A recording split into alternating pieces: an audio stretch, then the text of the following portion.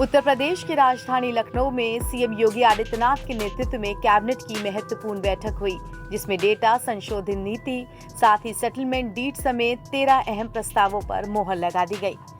उत्तर प्रदेश के सीएम योगी आदित्यनाथ ने कैबिनेट की महत्वपूर्ण बैठक ली, जिसमें 13 महत्वपूर्ण प्रस्तावों पर मोहर लग चुकी है। इन प्रस्तावों में प्रदेश की जनता के लिए कई राहत और सुविधाओं की घोषणा की गई है। इसके तहत अब पारिवारिक संबंधियों के नाम रजिस्ट्री कराने पर स्टैंप शुल्क नहीं लगेगा। इस पर केवल 5,000 रुपए खर्च होंगे। कैबिनेट ने सेटलमेंट डीड के प्रस्ताव को मंजूरी दे दी है। वहीं डेटा सेंटर संशोधन नीति को मंजूरी देने के साथ ही संस्कृत विद्यालयों में पढ़ने वाले छात्रों के लिए स्कॉलरशिप की दरों में बढ़ोतरी की गई है। इसके अलावा ग्रामीण क्षेत्रों में पाइपलाइन पेयजल आपूर्ति के लिए रखरखाव नीति को भी मंजूरी मिली है। वहीं देसी और विदेशी पर्यटकों की सुविधा के लिए अब राज्य पर्यटन निगम के गेस्ट हाउस कॉन्ट्रैक्ट पर दिए जाएंगे। कैबिनेट ने पारिवारिक संबंधों के बीच संपत्ति के रजिस्ट्री पर स्टैंप शुल्क में छूट देने का निर्णय लिया है। इसके अंतर्गत बंटवारा पत्र और समझौता पत्र पर स्टैंप शुल्क नहीं लगेगा। इसकी जगह केवल 5,000 रुपए खर्च करने होंगे। ये कदम संपत्ति विवादों को आसान बनाने और पारिवारिक सौहार्द को बढ़ावा देने के लिए उठाया गया है। आईटी और इलेक्ट्रॉनिक्स विभाग के प्रस्ताव के तहत उत्तर प्रदेश डेटा सेंटर प्रथम संशोधन नीति 2021 को भी मंजूरी मिल चुकी है। इसके अंतर्गत निवेशकों को 2 ग्रिड लाइनों द्वारा विद्युत आपूर्ति का लाभ प्रदान किया जाएगा।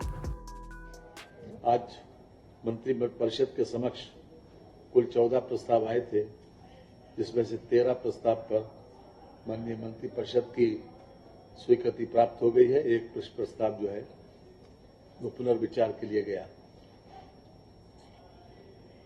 13 प्रस्ताव में सबसे पहले मैं आदरणीय श्री स्वतंत्र देव जी से अनुरोध करूंगा कि उनका जो क्रम संख्या 3 पर है, ये उत्तर प्रदेश में ग्रामीण क्षेत्रों में पाइप पेयजल आपूर्ति योजनाओं के लिए संचालन एवं अनुरक्षण नीति 2024 आई है।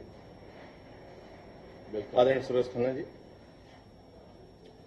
सम्मानित पत्रकारगण, आज जल जीवन मिशन ग्रामीण क्षेत्रों में पाइप पेयजल आपूर्ति योजना के लिए राज्य सरकार द्वारा प्रदेश के ग्रामीण क्षेत्रों में पाइप पेयजल योजना के संचालन एवं अनुरक्षण के संबंध में शासनादेश संख्या 111 38/5/2015 36 सन 2013 दिनांक 9/2/2015 के द्वारा उत्तर प्रदेश ग्रामीण पेयजल पाइप जलापूर्ति योजनाओं के लिए संचालन एवं अनुरक्षण नीति 2015 निर्गत है। भारत सरकार द्वारा वर्ष 2019 में राष्ट्रीय ग्रामीण पेयजल कार्यक्रम को जल जीवन मिशन के अंतर्गत समाहित करते हुए जल जीवन मिशन प्रारंभ किया गया तथा वर्ष 2017-18 से भारत सरकार द्वारा पाइप पेयजल योजना के संचालन एवं अनुरक्षण हेतु मात्रा 15% धनराशि की व्यवस्था समाप्त कर दी गई है। जल जीवन मिशन के अंतर्गत संचालित पाइप पेयजल योजना में पूर्व से उत्तर प्रदेश जल निगम ग्रामीण द्वारा संचालित एवं अनुरक्षित पाइप पेयजल योजना के संचालन एवं अनुरक्षण हेतु अपेक्षित बजटीय व्यवस्था राज्य वित्त आयोग राज्य बजट से कराया जाना प्रस्तावित किया गया है। प्रस्ताव है प्रदेश में आने वाले देशी विदेशी पर्यटकों को बेहतर आवासीय एवं खान पान की सुविधा उपलब्ध कराने हेतु उत्तर प्रदेश राज्य पर्यटन विकास निगम द्वारा संचालित पर्यटक आवास गृहों को प्रबंधकीय संविदा के आधार पर निजी उद्यमियों के माध्यम से संचालित करने के लिए माननीय जयवीर सिंह, जैसा कि हम सबको बड़ी बात महसूस भी हो रहा है कि उत्तर प्रदेश के प्रति पर्यटकों का, चाहे धार्मिक पर्यटक हो अन्य पर्यटक हो, उनकी आवक में निरंतरता के साथ वृद्धि हो रही है।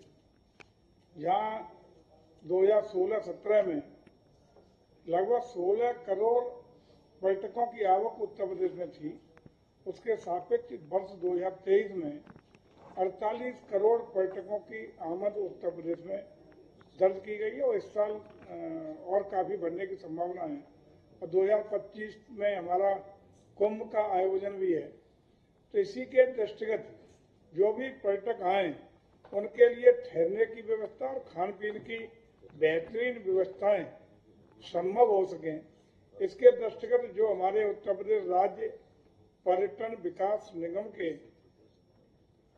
पर्यटक आवास गृह चल रहे थे, उसमें से तमाम आवास गृह उस स्थिति में हो गए हैं कि जीर्ण स्थिति में, रिनोवेशन नहीं हो पाया, या तमाम आवास गृहों में चूंकि 87 से लगातार वहाँ की उनकी जो कर्मचारी अधिकारियों की नियुक्तियों पर प्रतिबंध रहा है, तो ज्यादातर रिटायर्ड हो गए या रिटायर्ड होने के कगार पे हैं, तो कर्मचारियों की कमी भी महसूस की जा रही थी और जीर्ण स्थिति चूंकि उनका रिनोवेशन नहीं हुआ या आधुनिक जिस तरह का आज के पर्यटक की आवश्यकता है उस स्थिति के पर्यटन भवन नहीं बचे हैं।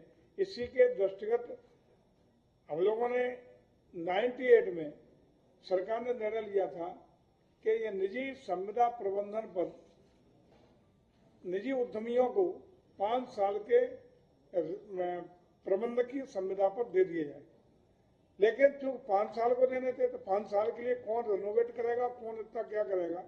सरकार ने अनेकानेक अब तक प्रयास किए, लेकिन कोई भी उसमें उद्यमी, कोई भी निजी निवेशक अभी तक उसमें इंटरेस्ट उसने अपना नहीं दिखाया।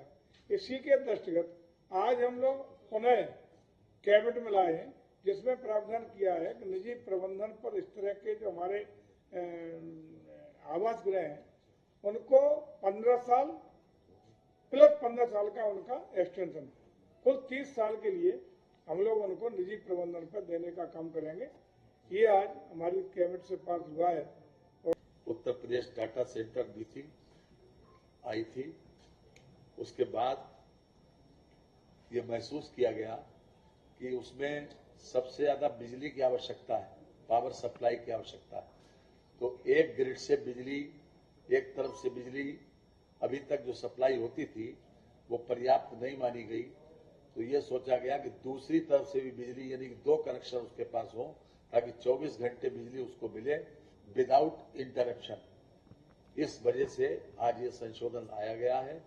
इसमें जो दूसरे जो 2 तरीके से बिजली उसको मिलेगी, 2 ग्रिड से या फिर 2 कनेक्शन से मिलेगी, तो जो सबसे कम बिल जिसका आएगा 2 में से वो सरकार सब्सिडी के रूप में उनको फीड करेगी। यही संशोधन इसमें आया। इसमें खास तौर से 2-3 बातें और जानकारी दे दें आपको कि 7 नवंबर 2022 द्वारा उत्तर प्रदेश डाटा सेंटर प्रथम संशोधन नीति 21 पर अधिसूचित की गई थी। राज्य में 900 मेगावाट डाटा सेंटर उद्योग विकसित किए जाने, राज्य में 29,000 करोड़ रुपए के निवेश और कम से कम 8 अत्याधुनिक निजी डाटा सेंटर पार्क स्थापित करने का लक्ष्य है, जिसमें से 3 डाटा सेंटर पार्क का दोहरा ग्रिड विद्युत नेटवर्क प्रदान किए जाने की व्यवस्था है। इसमें उत्तर प्रदेश डाटा सेंटर प्रथम संशोधन 2021 में अधिसूचना के पश्चात राज्य में स्थापित प्रथम 8 डाटा सेंटर पार्क का दोहरा ग्रिड विद्युत नेटवर्क प्रदान किए जाने की व्यवस्था है। नीति के प्रावधानों के अंतर्गत एक ग्रिड की लागत दोनों ग्रिड में जो कम हो की प्रतिपूर्ति आईटी एवं इलेक्ट्रॉनिक्स विभाग द्वारा वहन की जाएगी तथा अन्य ग्रिड की लागत डाटा सेंटर पार्क द्वारा वहन की जाएगी। ये व्यवस्था इसमें की है, चूंकि ये एनबीटी ऑनलाइन की रिपोर्ट।